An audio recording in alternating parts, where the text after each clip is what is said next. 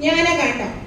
അപ്പൊ ഇതിൽ ഉപാസനകാന്ഡം അപ്രധാനമായതിനാൽ പ്രധാനമായും കർമ്മകാന്ഡം എന്നും ജ്ഞാനകാന്ഡം എന്നും വിഭജിച്ചിരിക്കുന്നത്. ഈ കർമ്മകാന്ഡത്തെ പൂർവമീമാംസ എന്നും ജ്ഞാനകാന്ഡത്തെ ഉത്തരമീമാംസ എന്നുമാണ് അറിയപ്പെടുന്നത്. എന്താണ് കർമ്മകാന്ഡം? കർമ്മകാന്ഡം എന്താണ്? കർമ്മകാന്ഡം എന്നാൽ നമ്മൾ വിവിധ ദേവീദേവന്മാരെ ആരാധിക്കും, അല്ലെ? ക്ഷേത്രങ്ങളിലൊക്കെ പോയി നമ്മൾ വിവിധ ദേവീദേവന്മാരെ ആരാധിക്കും.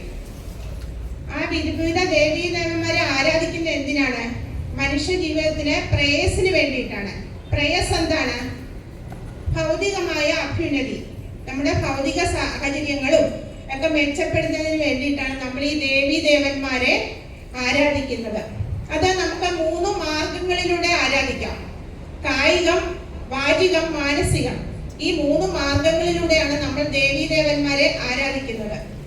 കായികം എന്ന് പറഞ്ഞാൽ നമ്മൾ കായികപരമായി ചെയ്യുന്ന, ശരീരം കൊണ്ട് ചെയ്യുന്ന ദേവതാ സംപ്രീതിക്ക് വേണ്ടി നമ്മൾ ശരീരം കൊണ്ട് ചെയ്യുന്നതാണ് കായിക കർമ്മം.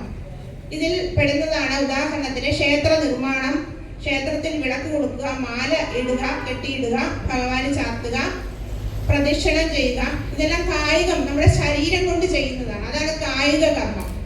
വാചിക കർമ്മം എന്ന് പറഞ്ഞാൽ ദേവതാ സ്തോത്രങ്ങൾ ആലപിക്കുക. നമ്മൾ ദേവതാ സ്തോത്രങ്ങൾ ക്ഷേത്രത്തിൽ വന്ന് ആലപിക്കുക, പുരാണങ്ങൾ പാരായണം ചെയ്യുക, ഭഗവത് കഥകൾ കേൾക്കുക, നാമസങ്കീർത്തനങ്ങൾ ആലപിക്കുക. ഇവയൊക്കെയാണ് വാചികത്തിൽ വരുന്നത്, വാചിക കർമ്മം.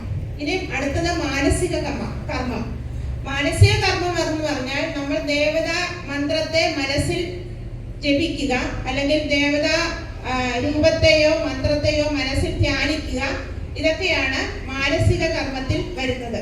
അപ്പൊ ഇങ്ങനെ 3 മാർഗങ്ങളിലൂടെ നമ്മൾ ദേവീദേവന്മാരെ പൂജിക്കുന്നതാണ് കർമ്മകാന്ഡത്തിലാണ്. ഇത് വേദത്തിന്റെ കർമ്മകാന്ഡത്തിലാണ് വരുന്നത്.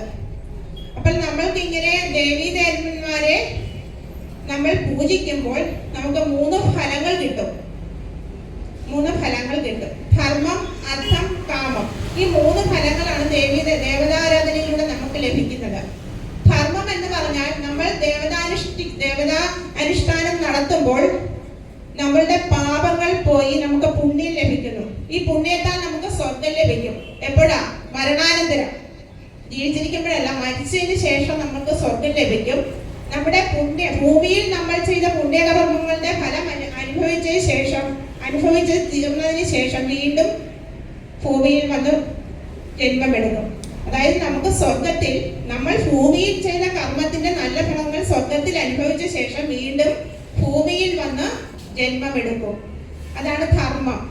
അർത്ഥം, നമ്മുടെ ഭൗതികമായ ജീവിതത്തിന് നമുക്ക് സമ്പത്ത് ആവശ്യമാണ്, അല്ലെ?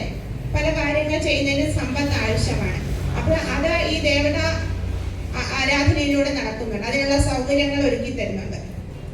ധർമ്മം, അർത്ഥം, കാമം. നമുക്ക് വിവിധ മനുഷ്യന് ഒത്തിരി ആവശ്യങ്ങളുണ്ട്. ആ ആവശ്യങ്ങളെല്ലാം നിറവേറ്റാൻ നമുക്ക് ദേവതാ ആരാധനയിലൂടെ സാധിക്കും. അതാണ് ധർമ്മം, അർത്ഥം, കാമം. ഈ 3 ഫലം ദേവതാരാധനയിലൂടെ നമുക്ക് ലഭിക്കുന്നു. ഇതിനെ ഫലത്രയങ്ങൾ എന്ന് പറയുന്നു. ഫലത്രയങ്ങൾ. നമ്മൾ ദേവീദേവന്മാരെ ആരാധിക്കുമ്പോൾ ഫലത്രയങ്ങൾ, 3 ഫലങ്ങൾ കിട്ടുന്നു. അതോടൊപ്പം തന്നെ നമുക്ക് ദോഷത്രയങ്ങൾ കിട്ടുന്നു. നമ്മൾ അറിയുന്നില്ല, നമുക്ക് 3 ദോഷങ്ങളും ഇതിനോടൊപ്പം ലഭിക്കുന്നു. അതാണ് ദുഃഖമിശ്രിതത്വം, ബന്ധകത്വം, അസംതൃപ്തികരത്വം. ദുഃഖമിശ്രിതത്വം, നമ്മൾ ഒരു ആഗ്രഹം സാധിച്ചു, ഭഗവാനെ ദേവീദേവന്മാരെ ആരാധിച്ച് ആ ആഗ്രഹം സാധ്യമാക്കുമ്പോൾ അത് സാധിച്ചെടുക്കാൻ നമ്മൾ ഒട്ടേറെ ക്ലേശങ്ങളും കഷ്ടതകളും ഒക്കെ അനുഭവിക്കേണ്ടി വരുന്നു.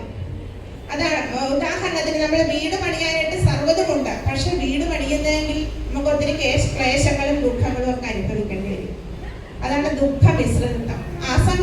ബന്ധകത്വം എന്ന് പറഞ്ഞാൽ നമ്മളിപ്പോൾ ആഗ്രഹമൊക്കെ സാധിക്കും, പക്ഷെ ആ ആഗ്രഹം ലഭിച്ചു കഴിഞ്ഞാൽ നമുക്ക് അതിൽ നിന്നുണ്ടാകുന്ന ദുഃഖത്തിൽ നിന്ന് മോചിതനാകാൻ കഴിയില്ല.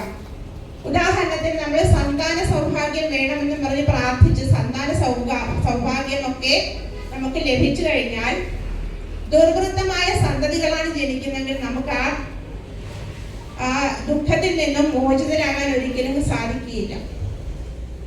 അടുത്തത് അസംതൃപ്തികരത്വം എന്ന് പറഞ്ഞാൽ നമുക്ക് പ്രാർത്ഥനയുടെ ഫലമായിട്ട് നമുക്ക് ആഗ്രഹങ്ങൾ കിട്ടും. ഓരോ ആഗ്രഹങ്ങൾ നമ്മൾ സാധിക്കും. ഒരെണ്ണം സാധിക്കുമ്പോൾ അടുത്തത് വേണം. അങ്ങനെ ഇങ്ങനെ ഏറി വരും. 10 കെട്ടുകൾ 100 മതിയെന്നും ശതമാനം സഹസ്രം മതിയെന്നും. അസംതൃപ്തികരമാണ് നമ്മളുടെ മനസ്സ്. അപ്പോൾ ദേവതാ കർമ്മകാണ്ഡ വേദത്തിലെ 1ാമത്തെ ഭാഗമായ കർമ്മകാണ്ഡ പ്രധാനപരമായ ദേവീദേവ ആരാധനകൾ നടത്തി കഴിഞ്ഞാൽ നമുക്ക് 3 ഫലങ്ങൾ ലഭിക്കുന്നതോടൊപ്പം തന്നെ 3 ദുഃഖങ്ങളും കിട്ടുന്നു. ദുഃഖത്തിൽ നിന്ന് നമുക്ക് മോചിതരാകാൻ കഴിയുന്നില്ല. സംസാര സാഗരത്തിൽപ്പെട്ട് നമ്മൾ ഉഴലും. ഇതിൽ നിന്ന് മോചനം ലഭിക്കണ്ടേ? അപ്പൊ നമുക്ക് ഇങ്ങനെ ഞാൻ മനുഷ്യന്റെ പരമമായ ലക്ഷ്യം എന്ന് പറഞ്ഞാൽ മോക്ഷം നേടുക എന്നുള്ളതാണ്. എന്താണ് മോക്ഷം? ധർമ്മം, അർത്ഥം, കാമം, മോക്ഷം. ദേവീദേവന്മാരെ ആരാധിച്ചാൽ ധർമ്മവും അർത്ഥവും കാമവും മാത്രമേ കിട്ടുള്ളൂ, മോക്ഷം ലഭ്യമാക്കുന്നില്ല. അപ്പൊ ജ്ഞാനകാണ്ഡപ്രദമായ ആരാധനയിലൂടെ പോകുമ്പോഴാണ് നമുക്ക് ആ മോക്ഷത്തെ പ്രാപ്തമാക്കാൻ പറ്റുന്നത്. ഈ ദുഃഖങ്ങളിൽ, ഈ കർമ്മകാണ്ഡപരമായ നമുക്ക് ലഭിച്ച ഈ ദുഃഖങ്ങളിൽ നിന്നെല്ലാം മോചനം ലഭിക്കുന്നതിന് ഋഷിമാർ ഉപദേശിച്ച ഉപായത്തെയാണ് ജ്ഞാനകാണ്ഡത്തിലൂടെ നമുക്ക് ലഭിക്കുന്നത്. ഈ ഋഷിമാർ നമുക്ക് ഉപദേശിച്ച ഉപായങ്ങളാണ് ജ്ഞാനകാണ്ഡത്തിലുള്ളത്. ഇതിനെ ജ്ഞാനകാണ്ഡം എന്ന് വിളിക്കാൻ കാരണം സർവപാപ വിമുക്തമായ ജ്ഞാനത്തെ പ്രദാനം ചെയ്യുന്നു. ഇതിൽ നിന്ന് നമുക്ക് ജ്ഞാനമാണ് കിട്ടുന്നത്. അതുകൊണ്ടാണ് നമ്മൾ ഇതിനെ ജ്ഞാനകാണ്ഡം എന്ന് വിളിക്കുന്നത്. അപ്പൊ നമ്മളുടെ ഉള്ളിലുള്ളതെല്ലാം അജ്ഞാനമാണ്. മനുഷ്യന്റെ അജ്ഞാനാന്ധകാരം നിറഞ്ഞതാണ് നമ്മളുടെ മനസ്സ്. അപ്പൊ ഈ അജ്ഞാനം മാറണമെങ്കിൽ ജ്ഞാനം വേണം. അപ്പൊ ജ്ഞാനം ലഭിക്കണമെങ്കിൽ ഗുരുവിനെ സമീപിക്കണം.